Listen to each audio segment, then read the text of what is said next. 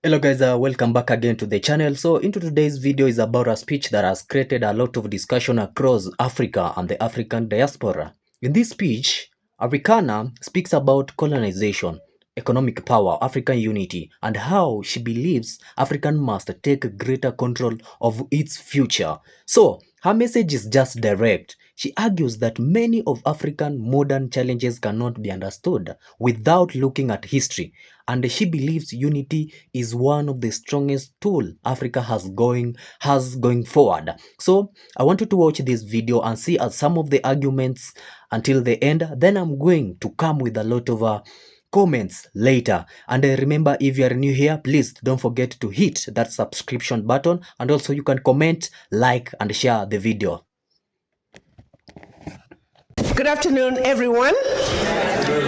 Welcome to your home, the Great Africa House right here in Georgetown, Washington, D.C. To the presidents who are sitting at the podium, I want to take a moment to thank you for taking your time in your busy schedules to come and join us on this momentum occasion. To my sisters, Chairman of President of NAFIO, thank you again. This was last minute, but you had the call and you answered and you jumped up and you are here today.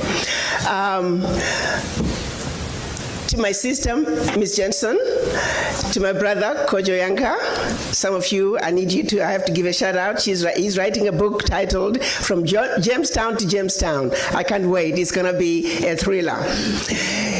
To all my other diaspora sisters, members of PADIA, members of PADWA, we truly are grateful for you taking the time to come here today. Roland Martin back there, this is my first time to see you in person. A lot of people don't look the same on television as they are in person. I have to say, you look exactly like what I had expected you to look like. Thank you for taking the time to come here. Distinguished guests, ladies and gentlemen, it is indeed an honor to stand in front of you this afternoon to celebrate this momentous occasion. And of course, I always forget my husband, Sab Kwao. He's sitting somewhere back there. Sab, raise your hand. Everybody's looking. A friend of mine reminded me, because I always call him, he's an old shoe that is very comfortable to wear. And so a friend of mine called this morning and said, so how is the old comfortable shoe? And I said, still very comfortable. Thank you all again. And my sister Remy, Chairman of PADWA, thank you again for also always being there, ready to step up and do your part as we come together to uplift our motherland. I took office 2.5 years ago as a dumb, ignorant family physician coming from Murfreesboro, Tennessee. I had no idea what I was going to be doing in Washington. As a matter of fact, I actually felt kind of funny and silly, thinking me, a medical doctor, can be a diplomat. But be it as it may, singularly, the one thing, I came here, by the way, with no plans of staying. I was coming here top 6 months. After 6 months, look at my husband, honey, I tried, it didn't work out. Look at the chairman of the African Union who had appointed me. Thank you, Madam Zuma, it was great, but I could not do it. But 5th month into this position, one issue that kept coming to me and became very apparent was the disrespect for the African. I knew it existed, I just didn't understand the depth and the profoundness of it. And not only that, as I began to understand it even deeper, I began to also understand its economic implications when it comes to how we are perceived on the world stage, how this simple fact of simply disrespecting the African had serious implications and is at the root cause of why Africa is not able to move forward. And as I went and tried to understand and dig further to say, what is it about us as black people around the globe? Why is it that we are so disrespected no matter where you go? And I often say, was there a memo sent out to say wherever you go, if you are not a black person, you see a black person, you're automatically superior to them and you have a right to disrespect them? This memo did not miss anybody. It went to non-black people, but here's the real shocker. It also went to us black people to say, accept that you are inferior.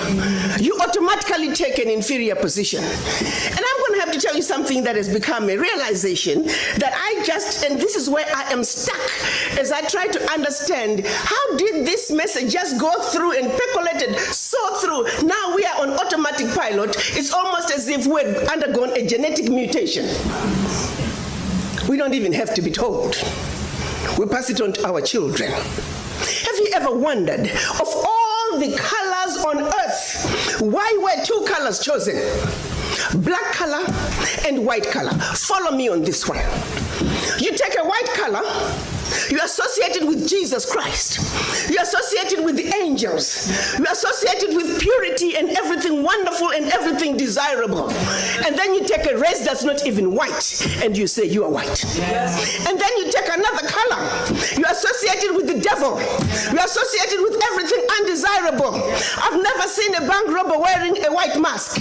All the villains on movies are black. Everything undesirable is black. And then you take another race that are not even black and say, you guys, you are black. Yeah. Now go at it. Speak, my sister.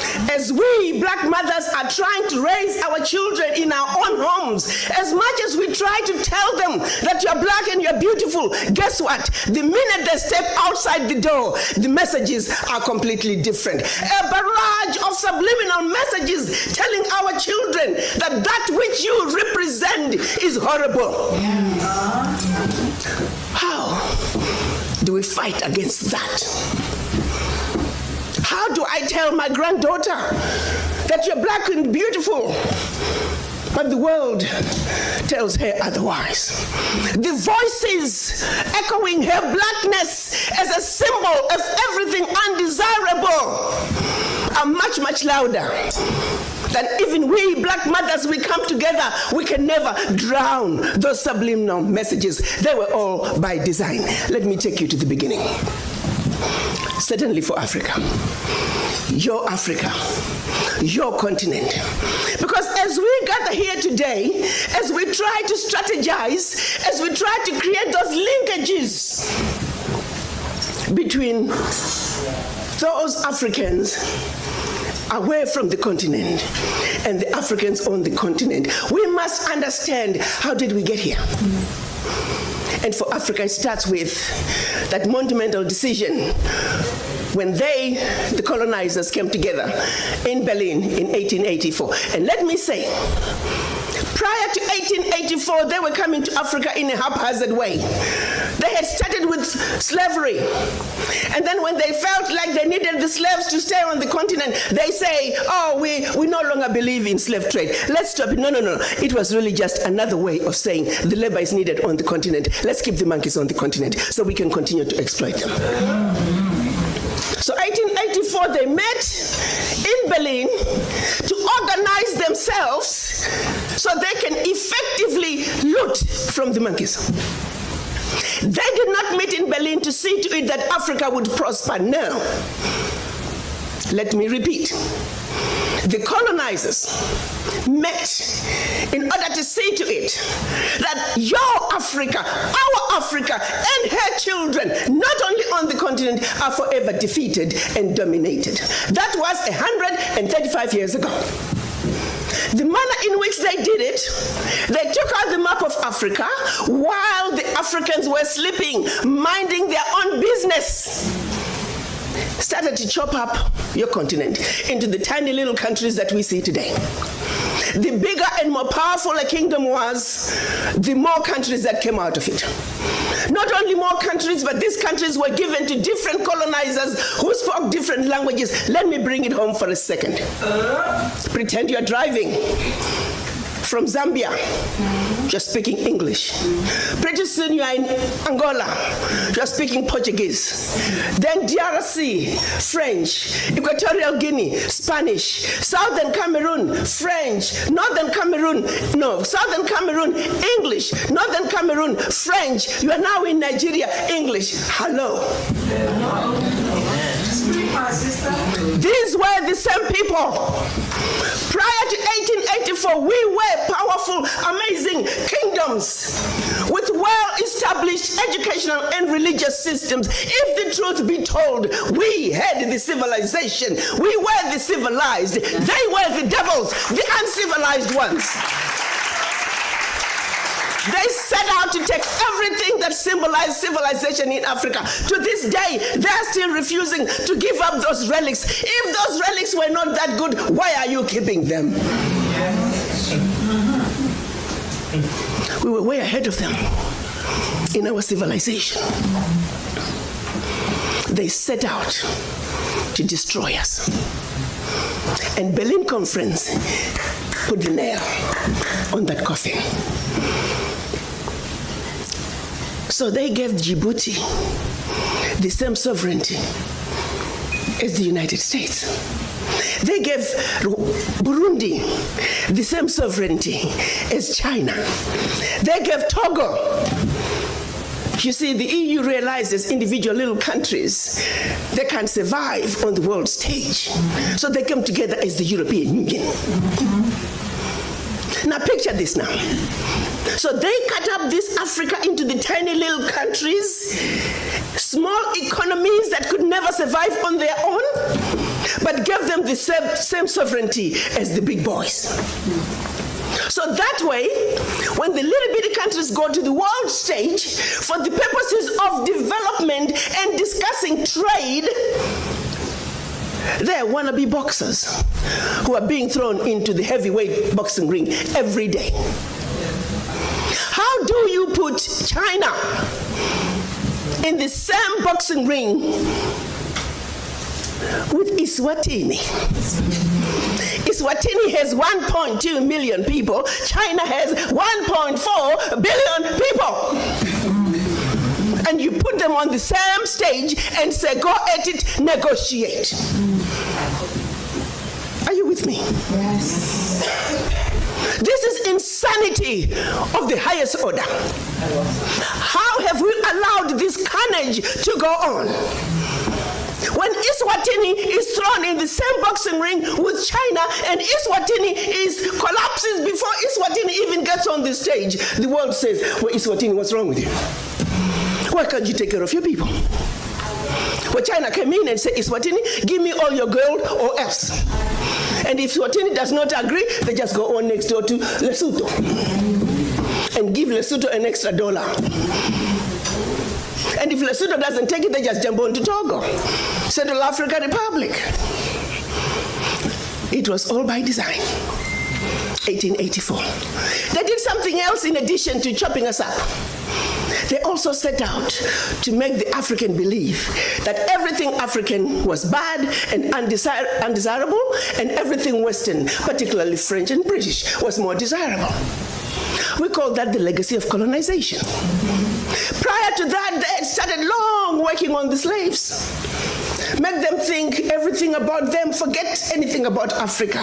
Where you come from is a horrible place, diseased and dying people, constantly at war with themselves, uncivilized. Cut out any communications with them. You need to just know what we tell you.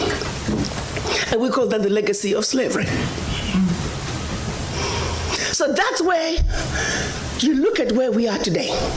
135 years later, a system that was put in place to see to it that Africa and her children are forever defeated, that Africa is forever exploited, remains in place today, alive and well. And we sit here and we ask ourselves, why isn't Africa moving forward? Why does Africa continue to be taken advantage of? Well, I'll tell you why, very simply. Until Africa comes together as a continent speaking with one voice, one continent, one people, nothing, and I repeat, nothing is gonna change. As individual little African countries, we are wannabe boxers. We will never make it fighting against the heavyweights. We must speak with one voice. Yeah. And this is exactly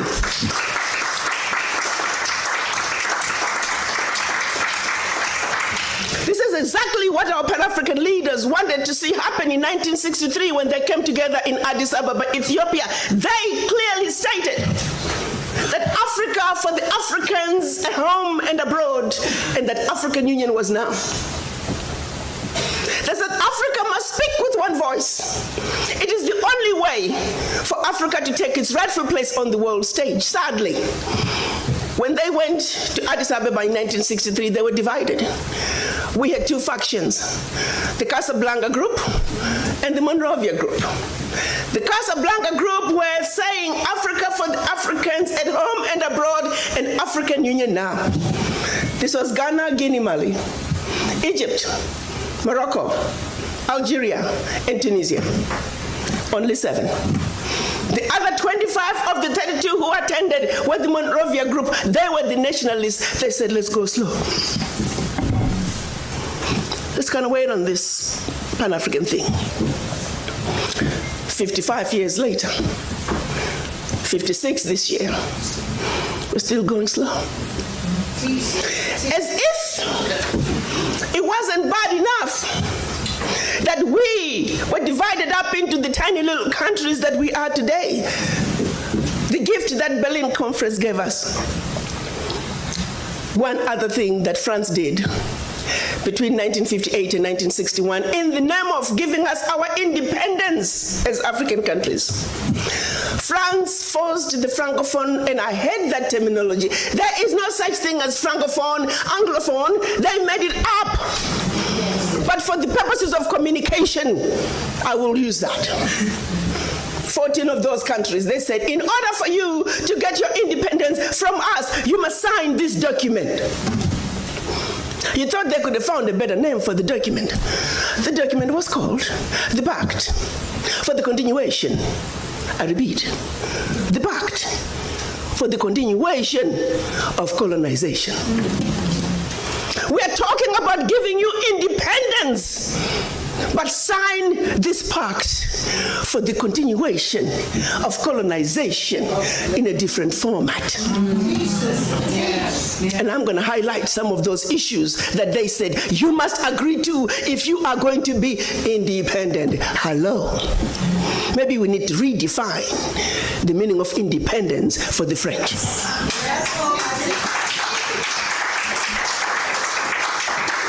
First, France said, you see, you monkeys, you don't know how to manage your money. We're going to demand that you deposit 85% of your bank reserves with the French Minister of Finance. Under the French Central Bank, under the control of the French Minister of Finance. France is then going to take your 85% bank deposits from each and every one of you. Deposit those funds in the French stock market under the French name. And you may or may not know the returns. Today, as we speak, the latest figures are saying for every 14 billion that France invests in the stock market from Africa, they are realizing upwards of 300 billion in return. Every year in, year out, because of these deposits from the African countries, France is taking out of Africa over $500 billion. Now figure it out. For every 14 billion, the returns on the investment are over 300 billion, and they are taking over 500 billion. So in actuality, France is taking out of Africa trillions of dollars year in and year out. From us poor people, Africans. Back to the pact. So should you want to access some of your money that you have deposited with France, you have to submit your country's financial returns. And if approved, you get to get it as a loan. You can only access up to 20% of your money year in, year out as a loan at commercial interest rates. Your own money. As if that was not enough. They said all your minerals discovered, yet to be discovered, all your oil discovered, yet to be discovered. France and French companies have the first right of refusal. If there's anything left over that the French companies do not want, your people might have. to this day. They said, you will only use the currency that we created for you because you're special Africans. We call it the CFA. There was the Central African CFA and the Western African CFA, same animal. And that France is the only one that can print it for you. 1958. Fast forward. They're still printing it for us. And if you start misbehaving, they just stop printing your money. And your country's in trouble. They also said your language of instruction shall be French, whether you like it or not. That France will have military presence in your country, that your military can only be trained by France, that you can only buy military equipment from France, that you cannot have any military alliance with your neighbor, and that in the event of war, your allegiance is only to France.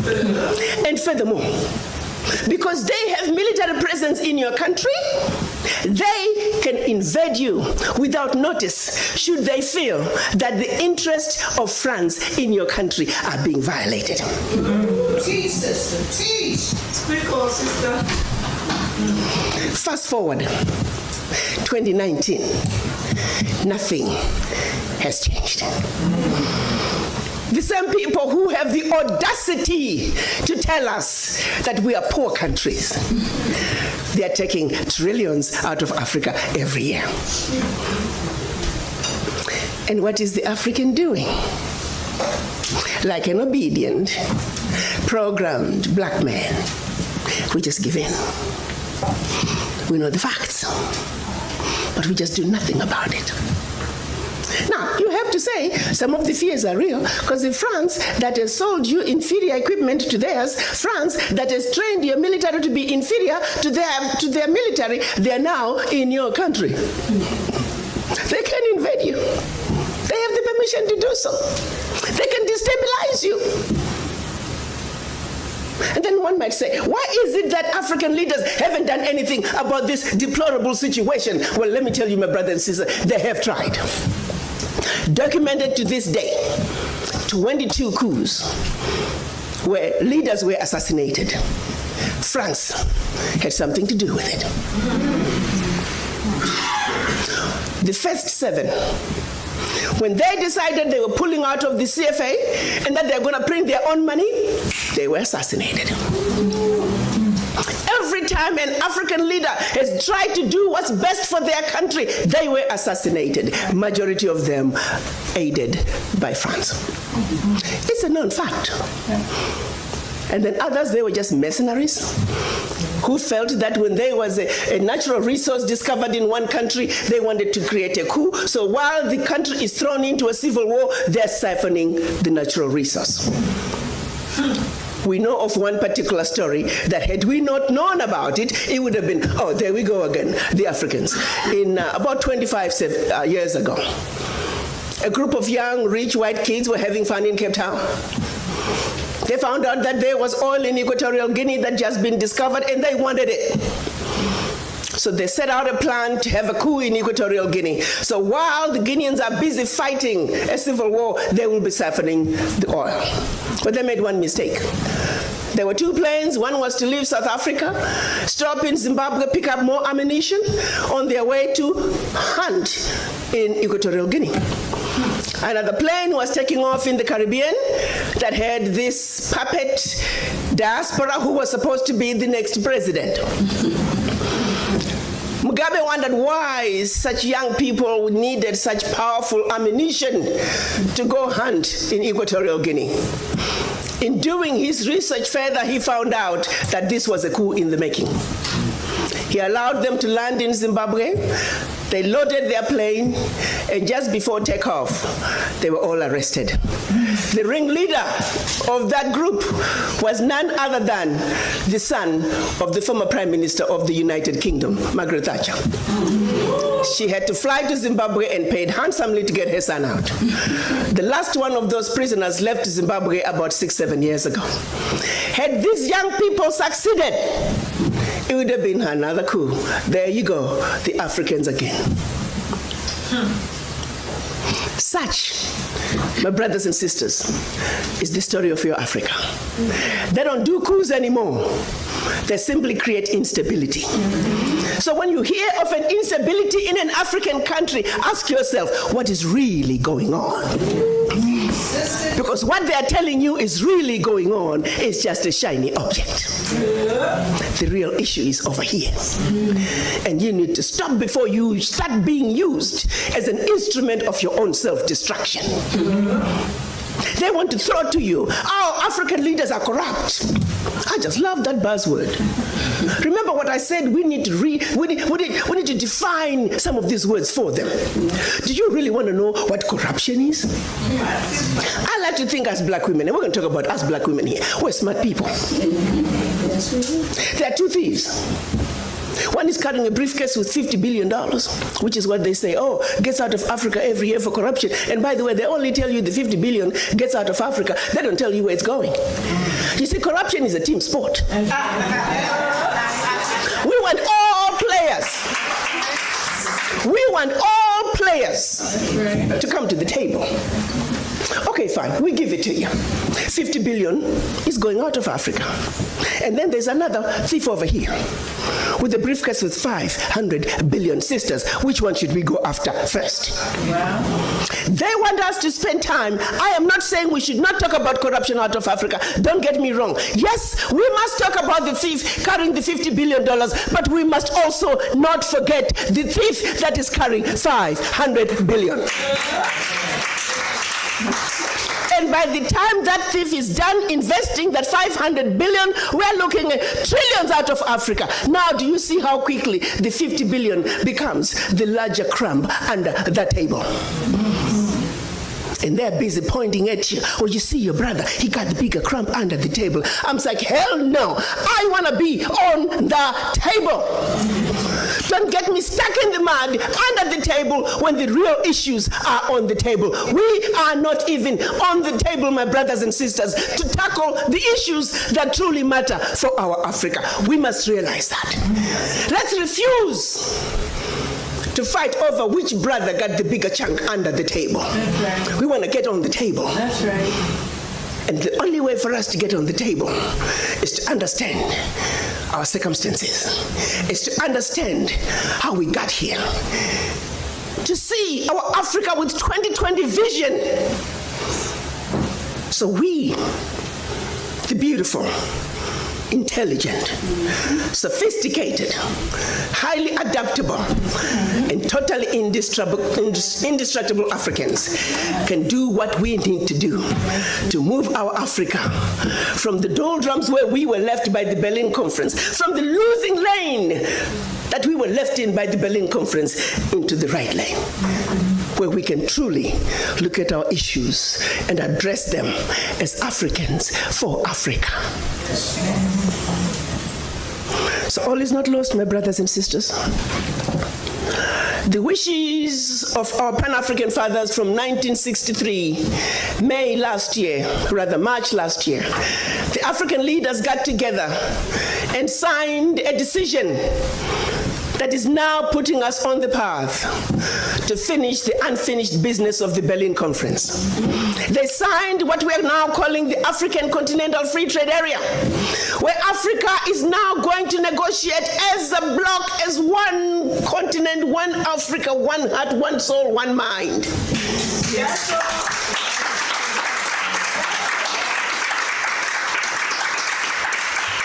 52 African heads of state signed that agreement. We only needed 22 to ratify. Exactly 13 months later. This is something that the colonizers were laughing at us. You Africans, you'll never put this through.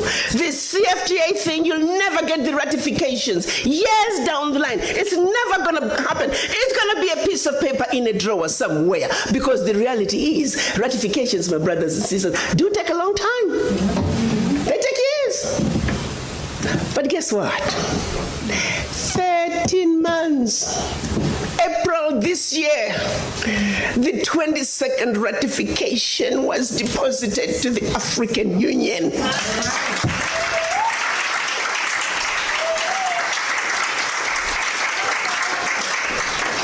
we're now sitting on 23 and more are coming.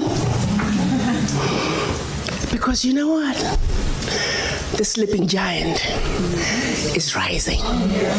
The sleeping giant has found her teeth, and you recognize, let me underscore. The sleeping giant has found her teeth. Her teeth. Game is over. When I speak to businesses in this country, my mandate is to see to it that Africa and the United States are the best partners the world has ever seen. America, the United States, and the Americas is the only region that has a heritage connection to Africa.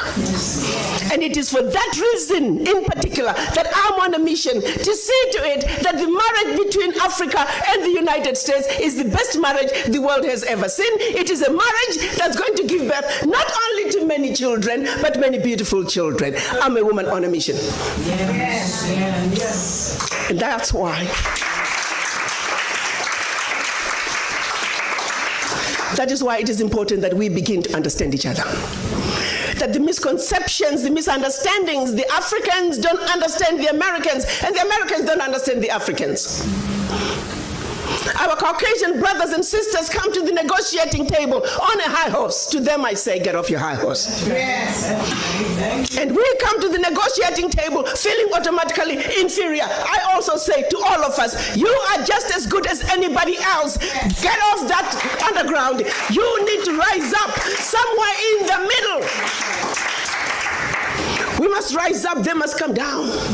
And somewhere in the middle is where we are going to have the truly desired, meaningful conversations that are going to take us where we need to be. And this is why we are here today. Thank you. My son Kwame, I thank you for all the wonderful creating that bridge that's going to get us to the table with a clear mind, clear vision, understanding that when we understand each other, it is then and only then can the children of Africa take their beloved continent to its rightful place on the world stage, the place that we have vacated for far too long, but we are now saying enough is enough. We, the children of Africa, as a united front, we're going to come, join our hands, and sing the best melody the world has ever heard as we waltz our way to our motherland, not as 55 African countries, not as 1.27 billion brothers and sisters on the continent, not as over 400 million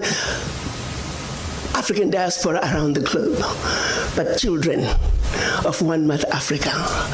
Let's give the world the best melody the world has ever heard.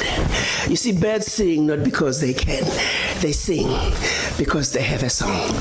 As children of one mother Africa, we do have a song. Let's join hands. Let's give that world that beautiful song as we waltz our way across the Atlantic back to the motherland.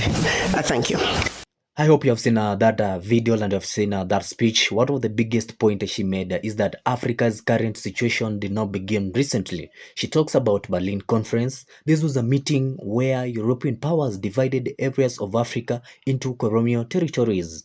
Her argument is that these borders were not created based on local communities, culture, or long-term development plans. Instead, she believes they mainly served colonial interests.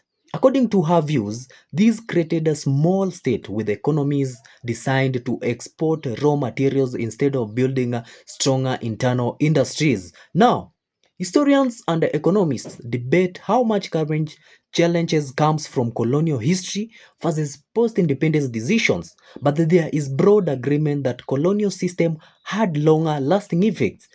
Her larger message is, if problems were built over generations, solution may also require long-term thinking. That is her point. Another major point in her speech is economic independence. Dr. Arikana talks about CFA, franc system, which is used by several countries in West and Central Africa. Yeah, I guess. Supporters of the system argue that it provides currency stability and predictability, monetary policy.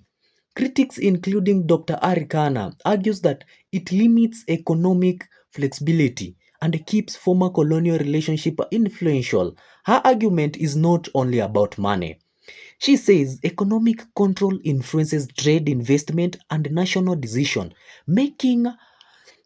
Her question is, can countries fully control their future if key financial systems remain connected to outside powers? That question continues to be debated across Africa. One of the strongest moments in her speech is when she talks about resources.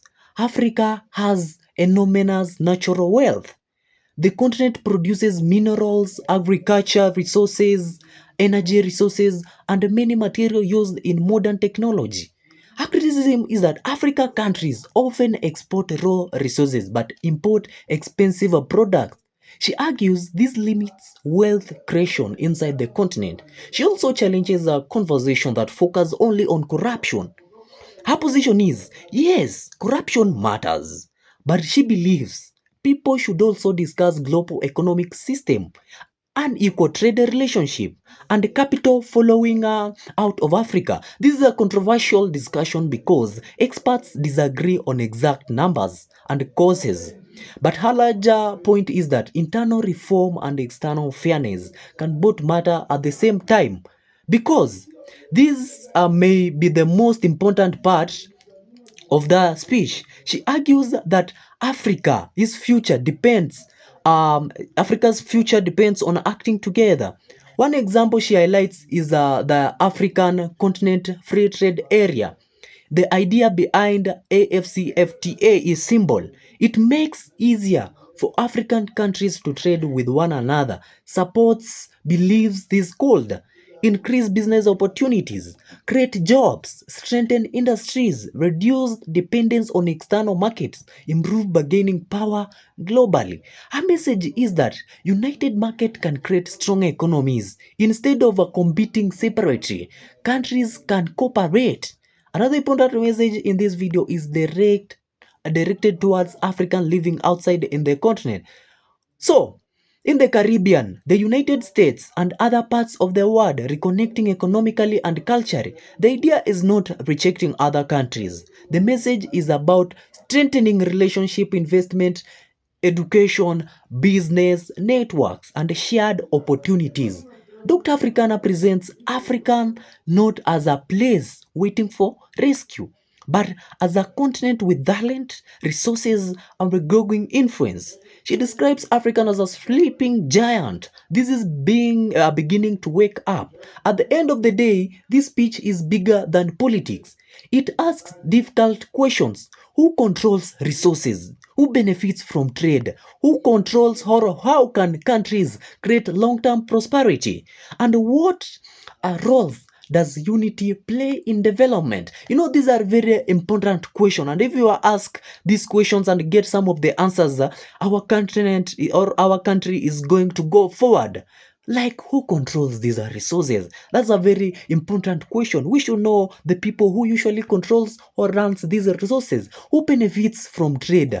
Yeah, that's also a very important question that we should ask. Also, how can countries create long-term prosperity? Very important. And what role does unity play in development? Those are very important questions that should be answered. Whether someone agrees with all of Dr. Arikana's argument or not, her message encourages people to think deeply about history, economics, and Africans' future. If you wanna know about this, comment down below. What's your thought about this? I want you to comment down below. Do you think African unity can change the continent's economic future? Or if you enjoyed if you enjoyed the breakdown, please don't forget to subscribe and share more down in the comments below, and I'll be reading your comments below. Otherwise, thanks for watching out. Until the next one.